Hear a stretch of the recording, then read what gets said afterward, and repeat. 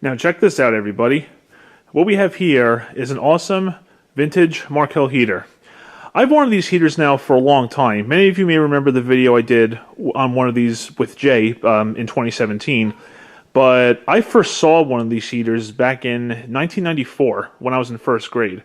And ever since then, I just thought they were so cool. What I did was I went on eBay and I kind of searched around for like Markel heaters. And I saw this one seller. He had a lot of positive feedback, all positive feedback.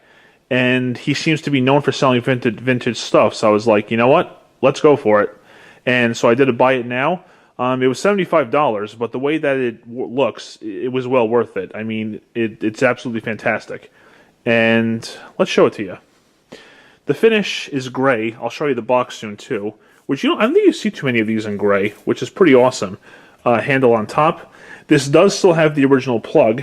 I know some of the heaters, the plugs tend to kind of, I think, go bad or something because of the, hang on a second, when they warm up with the high heat setting. But mine still looks to be in pretty good condition. I'm going to guess this, the way this plug looks, I'm going to guess this is from the 60s maybe. I mean, because again, you don't really see too many of these in this gray color, and I think it's awesome. One thing it doesn't have is the inner grate. And I don't think that's missing. I just think that these older models just never had one to begin with, which I like because one, you can see the coils a lot better. Two, I think it improves the airflow just a little bit. And three, come on, people, I have common sense here, okay? I know I'm not going to put my hand by a coil when it's glowing. I mean, come on, let's be serious here. And if you look down here, you can get some information on it. Fan-Glo Heetaire. Markel Electric, Buffalo, New York, and as you can see, made in USA. There's the category number, volts, and the wattage. The wattage is when both of them are on. And as you can see, this is actually a non-thermostatically controlled model. There's no high, medium, low. This is for the radiant heat, and this is for the fan forced heat. And I really like that because this is going to be used by the future workbench. You can see all the wood. We just got to put it together. And, that heater is never going to heat up this entire basement. So I'm just using it for like a little bit of heat source from where I'd be sitting. And I just like the fact that you have separate switches for radiant and fan force instead of high, medium, low. I just think that's really cool. In fact, if you listen to these switches, they have some really good mechanical contact. Listen to this. You hear that? I really like that. That's really cool. And I'll show you the back of it too. Again, just look at the condition that this heater is in. I believe the seller had said that this was left in a box in its box most of the time, which I do have. I'll show that to you in a little bit. And it shows. I mean, that just looks really amazing for how old this is. It's like, it's in very good condition. And I'll show it to you working in a little bit, but again, I've always wanted a heater like this for many years, and I finally got one. What's interesting to note is that the one that Jay has, the top coil for the fan forced heat, his is like a little bit larger than the radiant one. But on this particular heater, they seem to be both the same size. So not sure why that is, but it's fine like that. And you can just see that just what quality was back then. And I have a couple of more things to say about it, but let me just go ahead and show you the box. I'm sure some of you would like to see that. And here's the box over here on this file cabinet. Check out this box here. It's called Fan-Glo Heetaire. It has the picture of the fan on the back. And there's a picture of the heater. Warm comfort quickly. And there's only some of this label left. There's Markel. Model 195, I don't know if there's any lettering past that though, not sure. 1320 volts, 1320 watts for when both of them are on. The finish is called gray tone. And of course, 120 volts AC. If you can kind of see it there, made in USA. Definitely made in USA. And that's about it. The box just repeats the same design on all four sides. The exclusive 3 heat. I really like how it says that. And there you go. Definitely a pretty cool box. I'm going to hold on to this box as well, definitely. And you actually can still get these heaters today over on Amazon. But of course, they suffer through the same made in China-ness that the modern stuff does. From what I've heard, it's still mechanically controlled. You know, it has the off, low, medium, high in the thermostat.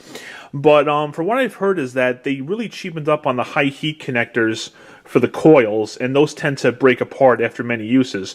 But I have heard some people in Jay's video, as well as reviews on Amazon, that they replaced them with these, I think, brass connectors that you can find at any hardware store. And I think some guy said he did that on one of the modern heaters like 6 years ago, and it's still working today. So it seems like there's a pretty easy fix that you can do for those. But I'd rather just, not have to do that. You know what I'm saying? So again, I just love having the separate on-off switches for the heating modes. I really like that. And yeah, so this heater works almost perfectly. The reason I say almost perfectly is because both coils work beautifully, but the motor for the fan just hums. But I think that's an easy fix.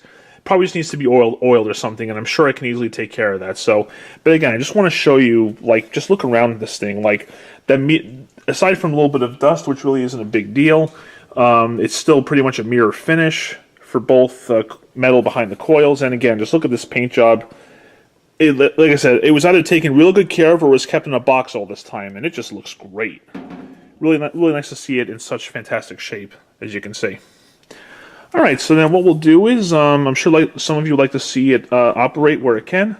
So let's bring this on over to where I want to put it to, and we will go from there. Okay, everybody, and here we go. So I just turned off most of the basement lights, as you can see. Just kept them on by the stairs, just so you can see the heater glow as it operates.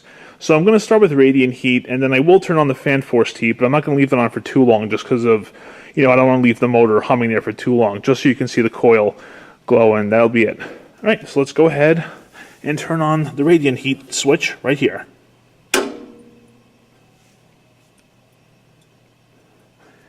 And it's already making some noise, so it's, oh yeah, I can feel heat already.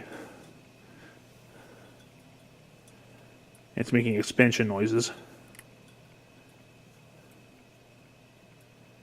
Again, I really just love that solid click you hear from the switches. I think that's awesome.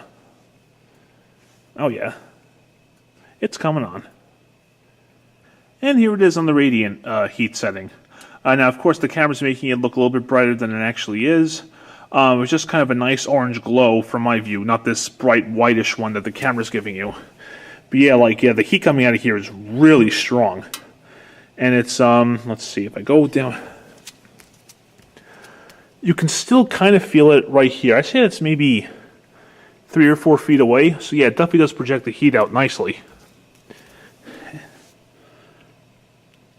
Oh yeah, like I said, it's really strong, so really nice amount of heat output for sure.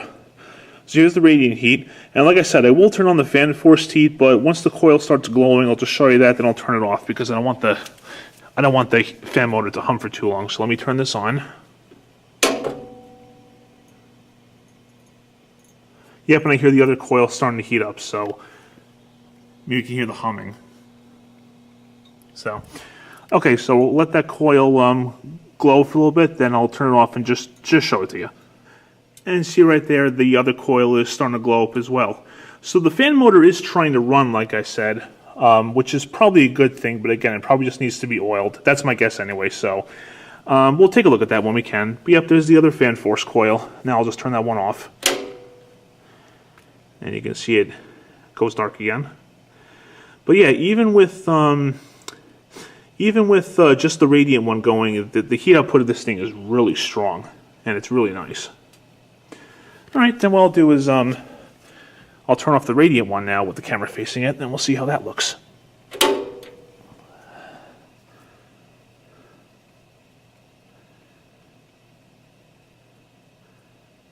And it just slowly gets darker and darker.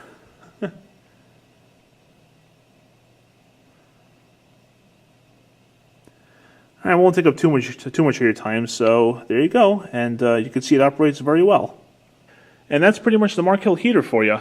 So like I said, it works just about perfectly. It just needs to have the fan motor looked at, but I did look over the heater, and if you look carefully, There's just some screws along here, a couple on the other side here, and these up here as well. And there is an open space here to ride the power cord, so if anything, I could probably take this back panel off easily and then just have a look at the fan motor and see if maybe it's dusty, maybe it needs to be oiled, and I could probably get it back in operation, because like I said, it is trying to run, which is probably good, but it can't move, so it probably just needs to be oiled or something. So we'll see how it looks. And that's basically it, guys. Really glad to have this vintage heater, and it's a gray. I'm a huge fan of gray, and it's in very good condition. I really like it, and it's absolutely fantastic to have. So if I take a look at the fan motor, I'll make an update video and let you guys know what's going on with it. So there you have it, and it's a great piece of vintage machinery to have. So as usual, thank you very much for watching, and take care.